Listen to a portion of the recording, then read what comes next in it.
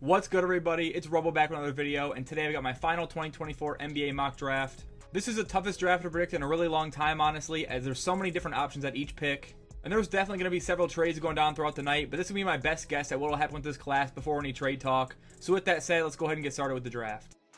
At this point, the majority of talks surrounding the first pick is centered around Zaccharie Risacher. Reports are that Alex Sarr won't work out with Atlanta, and their focus has been on Risacher or Klingon. And between the two, I think Risacher is the most likely candidate. It'll be interesting to see what the Hawks do this offseason, but I think he could be a strong 3 and D piece next to Trey and DeJounte long term, if that's the route they opt for. Here he goes again. Risacher, ide u kontru, Risacher prova. Swings it across. Drive through the paint, up and down. The Wizards landing Alex Sarr with pick 2 would be an incredible scenario for them, considering the need they have for a versatile big man and their several young wings on the roster already. I really don't see them passing on Sarr if he's available here at 2. He's my number 1 guy in the class, and he's the only guy with real unicorn potential, and the Wizards' current situation really calls for taking as much upside as possible. Wildcats, multiple-time champion. Son out of the spin mode.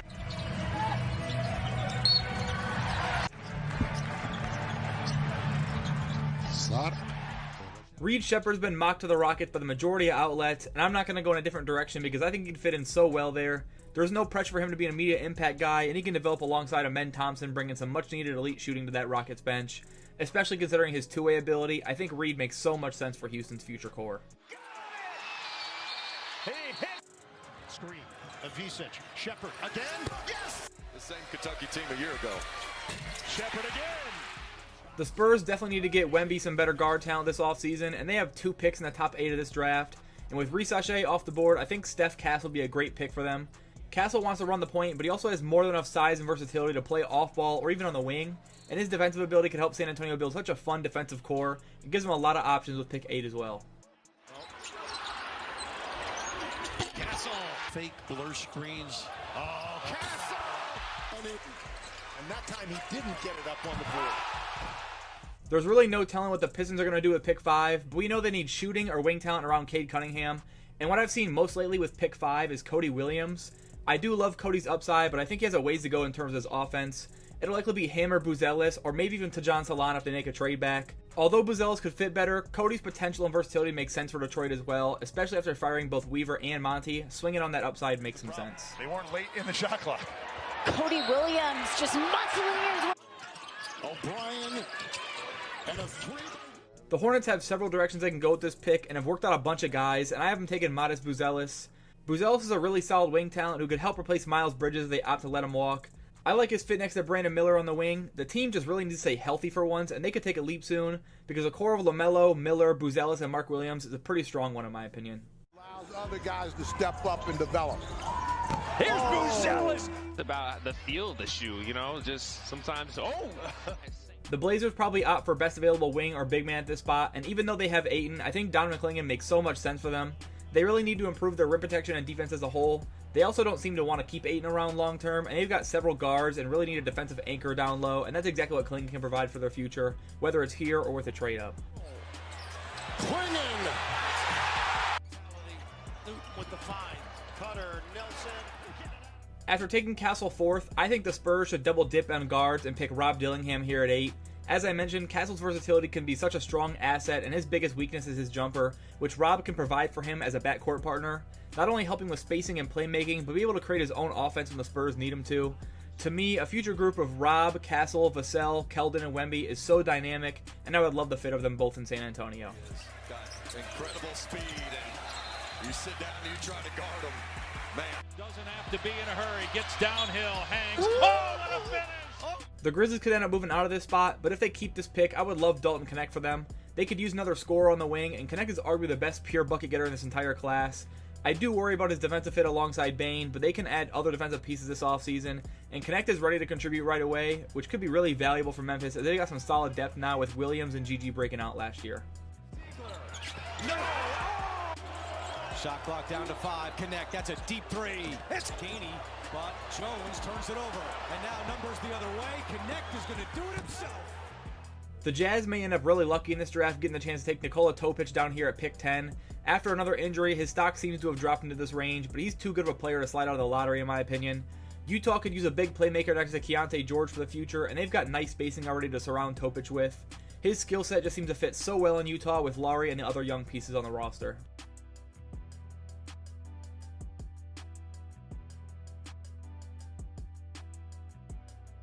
Most reports say that Ron Holland is likely to slip out of the top 10, and I think that'd be a great scenario for Chicago. They have some decisions to make this offseason, but they've got a lot of strong guards right now and could be getting Lonzo back as well, so I think they could really use a guy with as much two-way upside as Ron Holland. He's a big-time athlete and defender on the wing. It could help their front office decide on a direction over the next year or so. Here's Holland. Ooh, with a crossover. Step back to the three. Hayden's his pocket. Here comes Ignite. 2-on-1. Holland!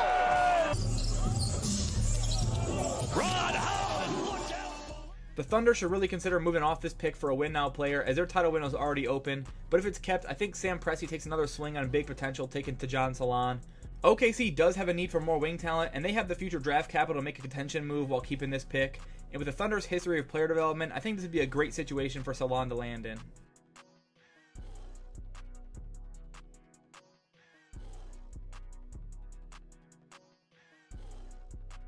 The Kings need to add both defense and size this offseason, and Indiana's Kel'el Ware can provide that with both.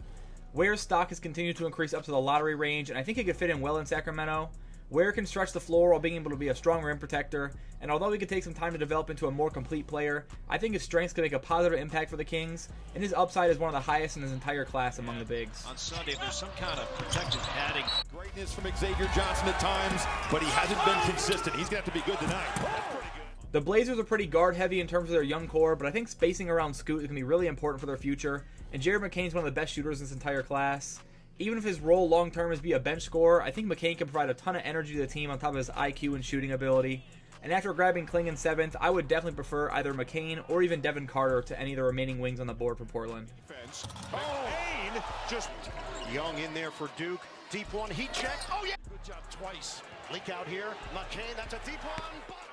Devin Carter's had some recent smoke of being a potential top 10 pick, but I really love his fit with the Miami Heat.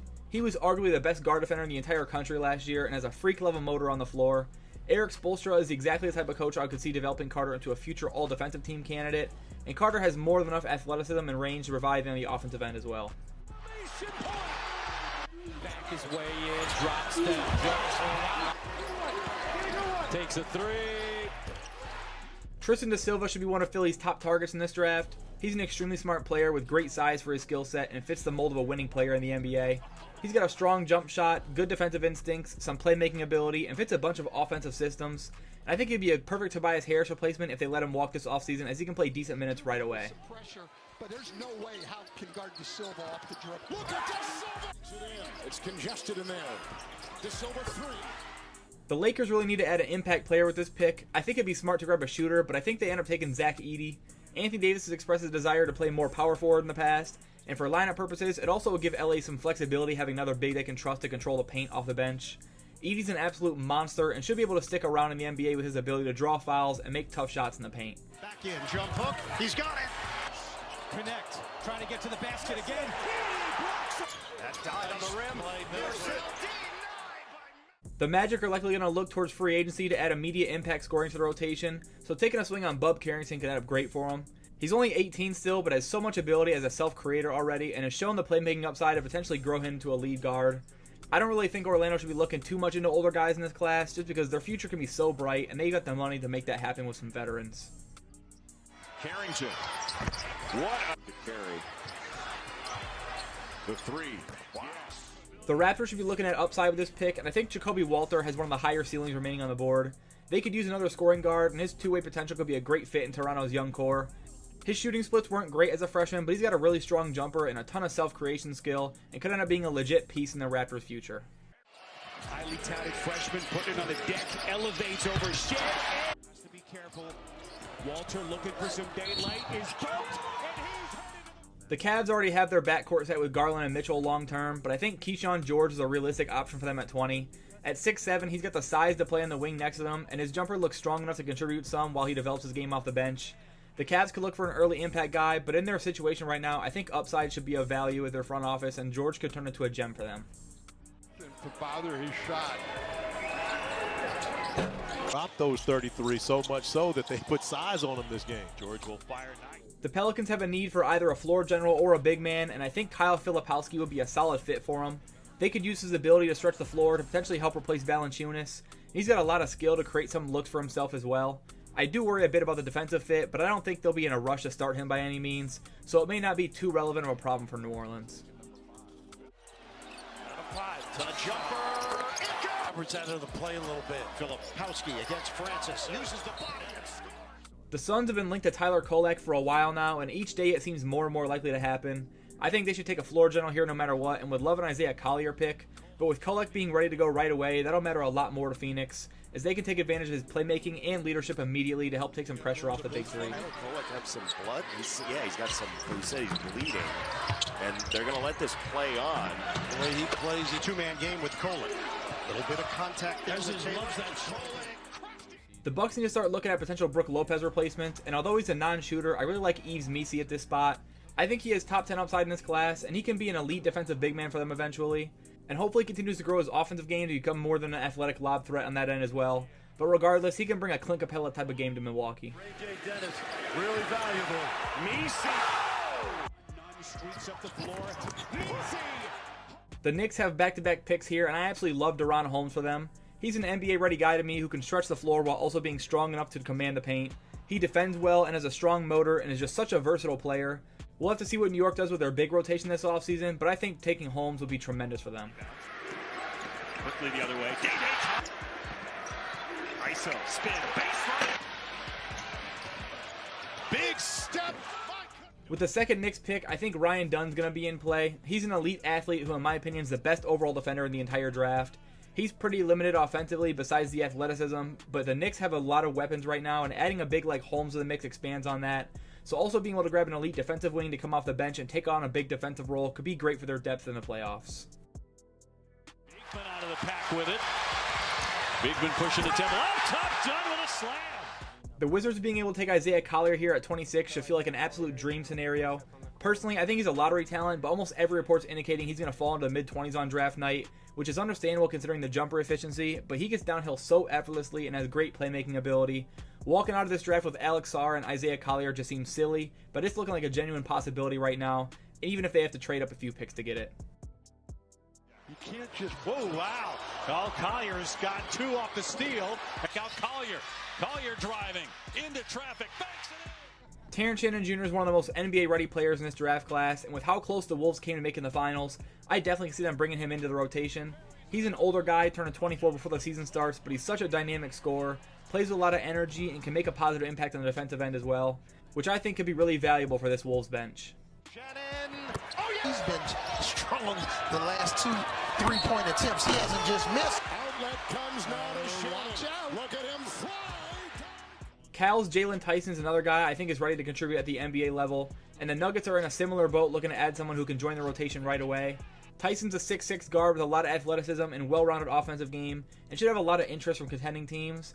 His energy and effort level is tough to match, and he could end up being a difference maker for Denver's bench. Look at the crash! What a... Yeah, baby. Thank you, David. You don't look a day over 30. Yeah. Still. And Dante had it ripped by Tyson. After grabbing an elite playmaker in Topic earlier, I got the Jazz adding a strong shooting wing with Johnny Furphy at 29. If he's available this late in the first, I think this would be a really good pick for them. He's a really smart player at just 19 on top of his size and shooting ability. He does need to put on some weight to be more physical, but he can be a great floor spacer on the wing in the future in Utah. Furphy, he's an excellent defender. Got burned there.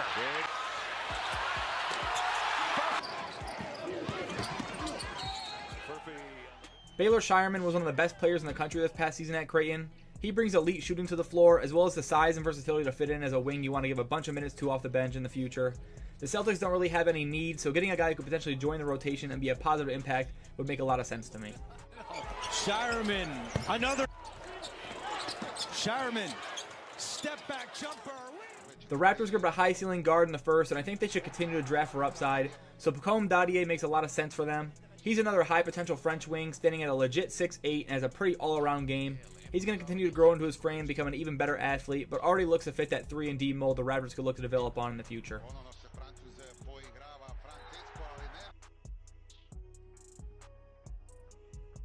Tyler Smith is someone I personally think should be a first-round pick, so him still being available here at 32 would be a nice scenario for the Jazz. They already have a stretch four in the young core Taylor Hendricks, but it doesn't hurt to take another one with the ceiling Tyler Smith has. He has such a smooth jumper with a great frame for a power forward. He just needs to improve his defense, but I think his potential is too good to pass up on this late, and extra depth in a young core is never a bad thing to have. Tyler Smith has 22. The Bucks could be a great fit for Dylan Jones. Not only does he come from the same school as Damian Lillard, but he's an absolute dog on the court. He draws a lot of Josh Hart comps with his skill set and size. He works harder than anyone on the floor and really excels at creating his own offense. And I wouldn't be surprised to see him crack the rotation next season because of how well-rounded his game is. Dylan Jones, MVP candidate bucket. Crossing over with the money on the table. With the 34th pick, I have the Blazers taking Serbian wing Nikola Jurisic. Another guy who I can see going in the first round of this draft after how good he looked in the last couple months of the draft process. But if he's available here, I wouldn't mind seeing the Blazers pick him up. They could use a wing with his skill set. His efficiency wasn't the greatest early on, but he can really score the ball, and I don't think he's too far off from being able to contribute.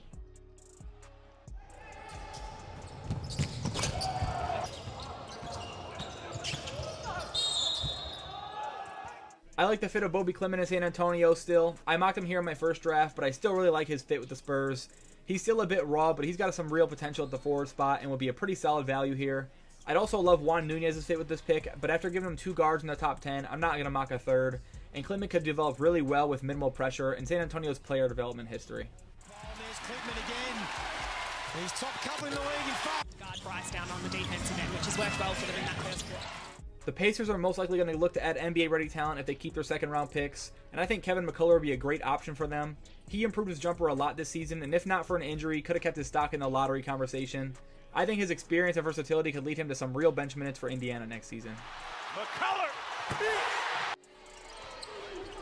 You and I were talking at halftime.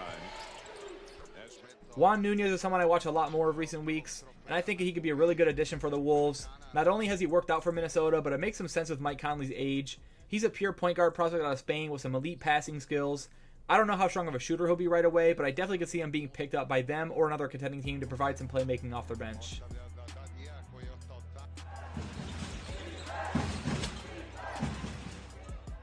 After grabbing a big and a wing in the first, I think the Knicks should be looking at Colorado's KJ Simpson here. KJ's a really gifted scoring point guard. He put up an incredibly efficient 20 points a night, shooting almost 44% from deep on high volume, but also a great shot selection, which is a huge plus. And his effort level just fits the Knicks culture in my mind.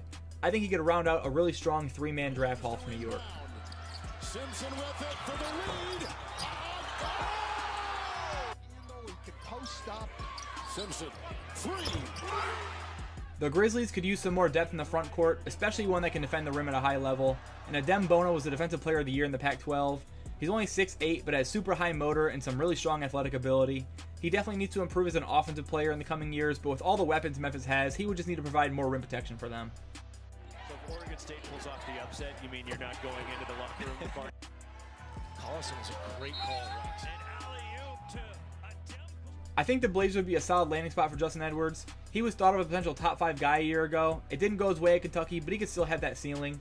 The Blazers could definitely look to move one of these seconds and move up in the draft, but in this scenario, I think Edwards going to end up being a steal for Portland at 40. Outside, Edwards on a stop and go. The fade shot. Shepard drives a lot of attention towards him. Edwards can't. 6th man of the year. Cross-court pass. Edwards a 3. With 41, I have the 76ers grabbing Minnesota guard Cam Christie. Cam's the younger brother of Max Christie and could really end up anywhere in this draft. I think the Sixers could look to add a more ready guy here, but they have some solid depth already, so why not take a shot on Christie's scoring potential? He's only 18 still, so they can be patient with him.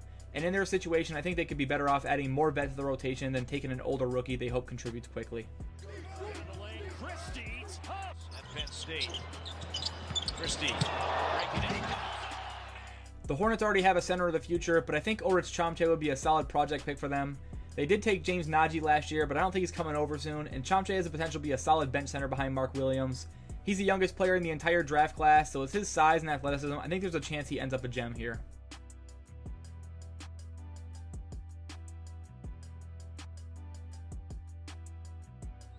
The Heat seem like a really good fit for PJ Hall. Coming from Clemson, PJ's a modern big with a great offensive game. He's got a reliable jumper as well as great post game with his footwork. And because he's only 6'8", he can be a flexible stretch big for Miami, playing either the 4 or the 5 at times. And his game fits in within that core group in my opinion. Timeout. He's got to go get his SAG card with that right there. Jonathan Mogbo is a really fun prospect in this draft. He's a small ball 5 at just 6'6", but has a 7'2" wingspan and a ton of strength. He's an incredible athlete, which will allow him to be able to run multiple positions in the NBA, and as a player, I think a huge asset of his is his playmaking. The Rockets have pretty strong depth already, and I love his defensive upside, so I think that you could take a swing on his intangibles. Player that he is now for San Francisco. Back cut. Taken away by Kunin. The Dons bring it back. Williams. The Kings could be a great fit for Harrison Ingram, another gritty, high IQ player who can excel on the defensive end and became a pretty strong shooter this year.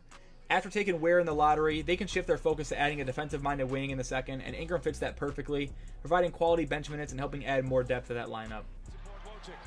Ingram, the flyby, three-pointers. Great effort. Shot clock at 8. Ingram spins, working on Nelson. Wow.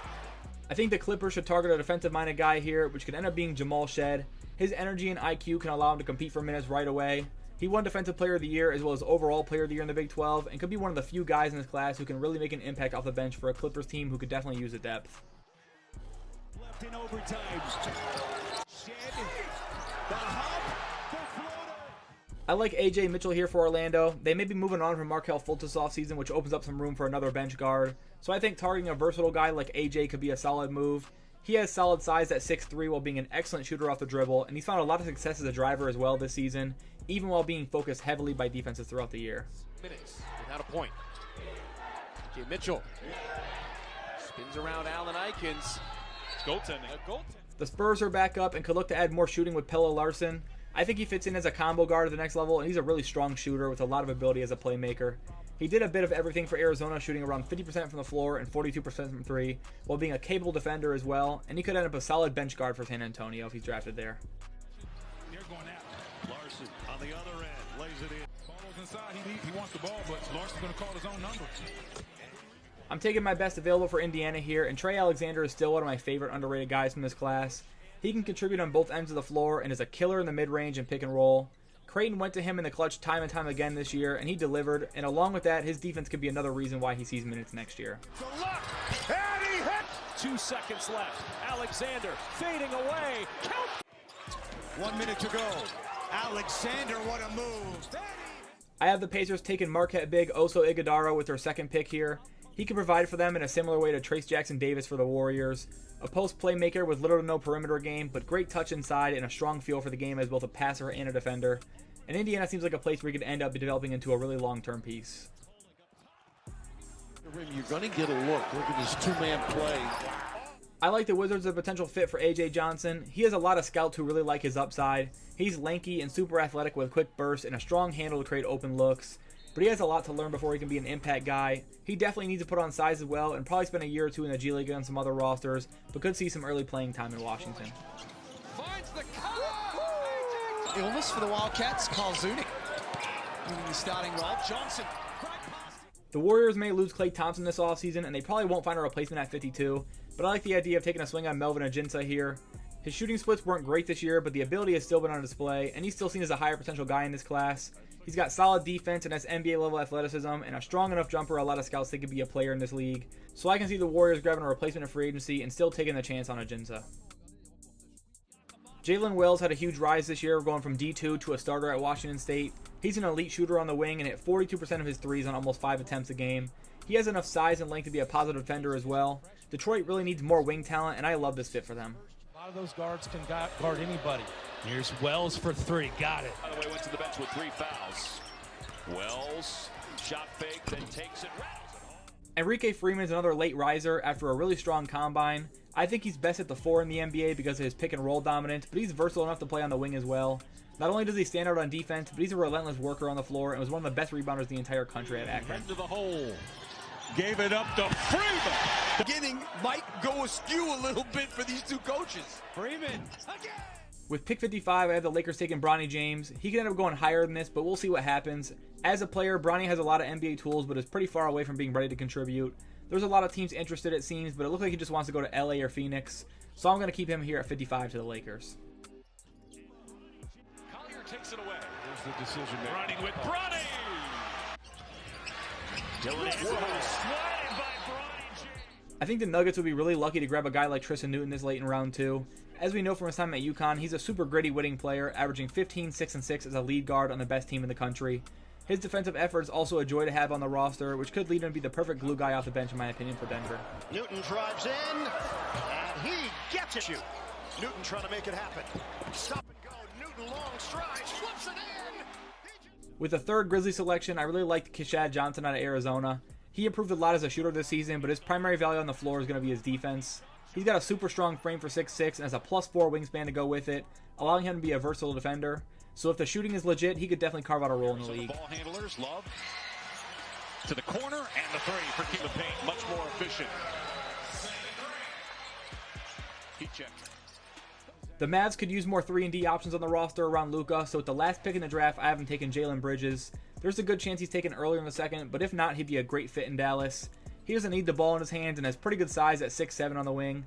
40% from 3 while being a reliable defender can make him a pretty valuable bench option if he ends up slipping down this far. And now Dennis to the corner, Bridges.